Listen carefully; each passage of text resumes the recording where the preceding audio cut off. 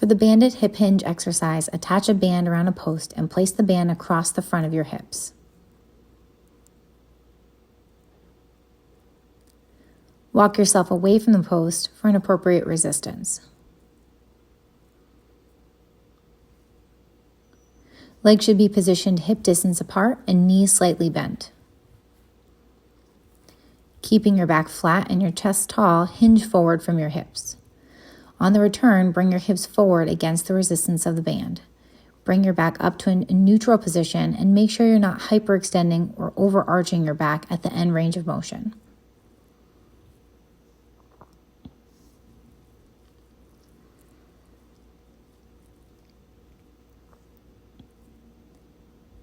To progress this exercise, you can use a kettlebell, dumbbell, or a plate.